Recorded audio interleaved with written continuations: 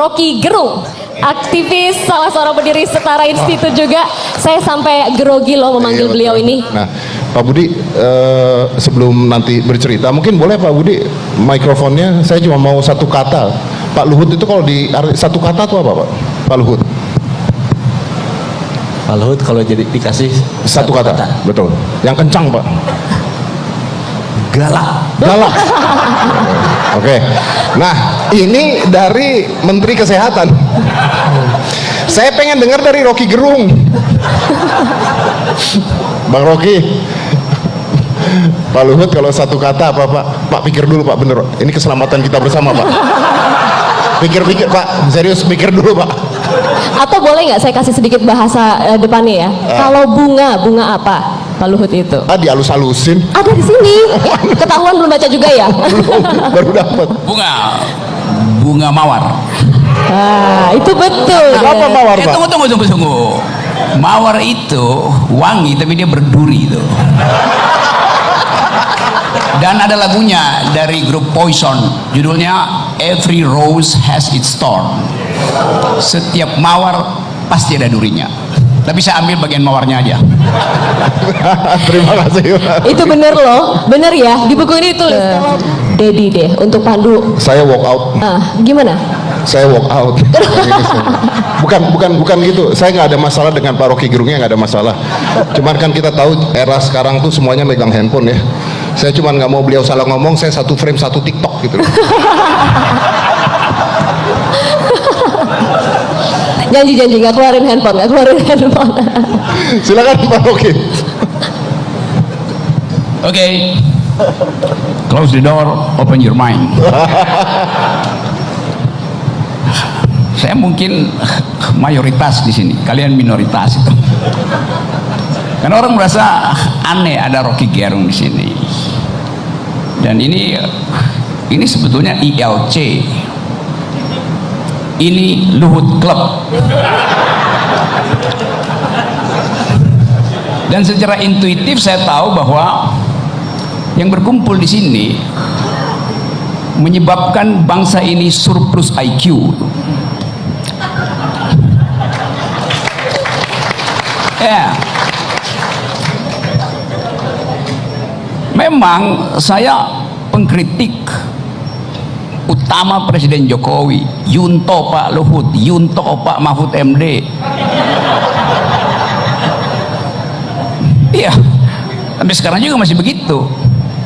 Tapi saya kritik dengan basis argumen, bukan sentimen. Itu yang ingin saya aktifkan dalam politik Indonesia tuh. Ucapkan argumenmu, jangan simpan sentimenmu. Kan itu prinsip juga dalam militer, begitu kan? Pak Sintong tuh.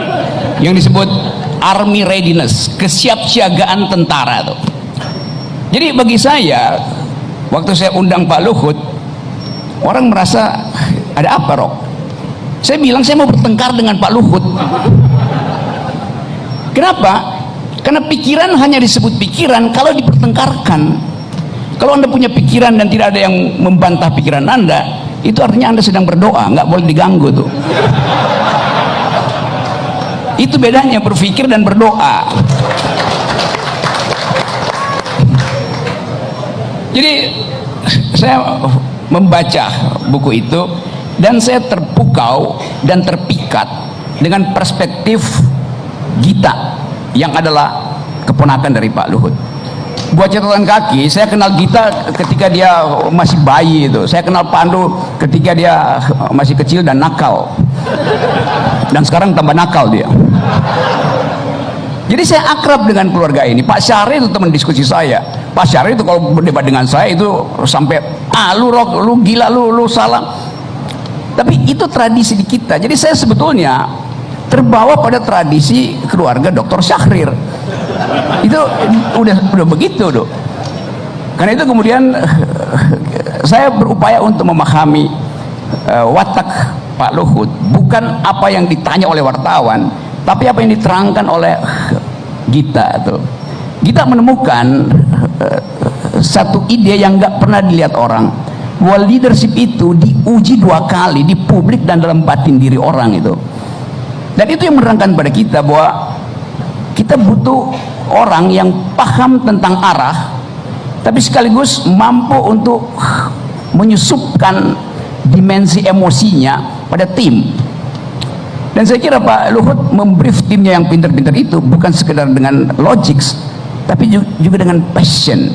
Sehingga saya terkejut kok Pak Luhut ada 3 perempuan yang mengasuh kementerian itu dan menghasilkan kebijakan yang ethics of care dalam teori feminis namanya. Kan kita mengasuh soal COVID kemarin, itu seolah-olah kita hanya lihat data yang diucapkan terus-menerus oleh pemerintah begini naik turun, bukan itu poinnya, tapi diasuh dengan feminist point of view itu.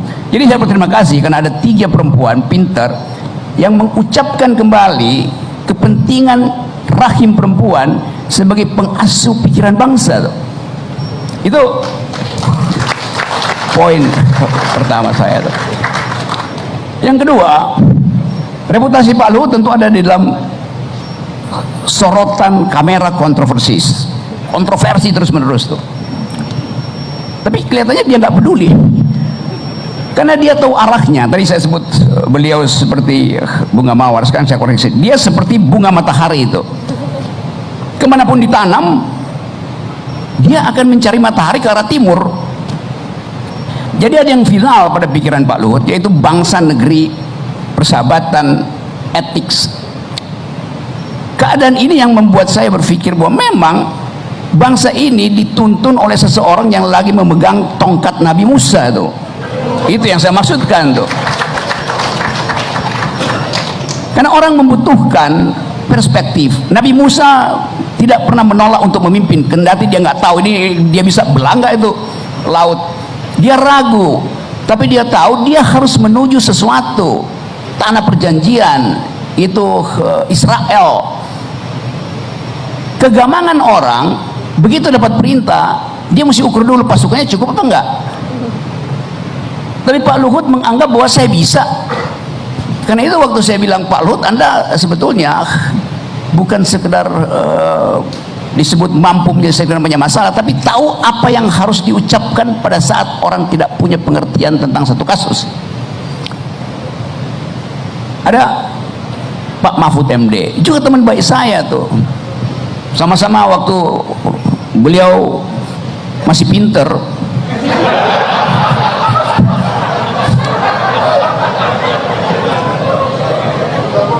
Maksud saya masih pinter. So, kadang-kala kejeniusan Pak Luhut tersaring oleh bahasa yang mesti dia ucapkan pada publik itu. Pinter tetap, IQ-nya tetap. Karena itu saya juga akan bertemu dengan Pak Mahfud untuk bicara tuh. Jadi buat saya nggak ada problem, karena selama kita bertengkar di dalam kondisi berpikir, bangsa ini tumbuh. Bukankah pendiri bangsa ini adalah orang yang doyan bertengkar, membaca buku? Haji Agus Salim, Sultan Syahrir, Natsir, segala macam itu orang yang membaca buku dan mampu bertengkar berjam-jam dan tetap bersahabat. Jadi wilayah ini yang hilang, yang ingin saya pulihkan sebetulnya. Nah, yang terakhir mungkin supaya kita masih bisa bercakap-cakap, tentu ini biografi versi teman-teman dekat. Saya membayangkan ada versi lain, Luhut di mata lawan-lawan politiknya tuh. Yes, karena buat saya lawan yang jujur lebih bermutu daripada kawan yang hipokrit. Oke, sebelum berlanjut ke arah yang bisa menimbulkan delik, saya berhenti dulu di sini. Terima kasih. Dan yang terakhir Pak Rocky Gerung, ada kata-kata aman, Pak? Oke, saya selalu ditaruh di belakang tuh, udah kayak ILC aja. Tapi saya senang karena ada pembicaraan yang kendati masih samar-samar, tapi kita tahu bahwa ada hal yang hendak dituntut untuk diteruskan melalui pikiran Luhut Binsar Panjaitan. Dalam beberapa bulan ke depan kita akan masuk pada suasana ketegangan politik karena tahun pemilu. Kalau ketegangan dalam keluarga diselesaikan dalam buku, tapi kalau ketegangan politik kadang-kala diselesaikan lewat amplop, dan itu yang nggak boleh tuh. Nah, bagi saya Pak Luhut memberi semacam pedoman yang orang anggap sebagai berlebihan itu. Tapi memang itu faktanya tuh. Dengan segala macam jabatan. Saya mengusulkan di sebetulnya semester terakhir kepemimpinan Pak Jokowi ada semacam series public lecture dari kabinet public lecture, dan itu isinya mestinya ide yang akan dititipkan bagi mereka yang akan bertanding di 2024.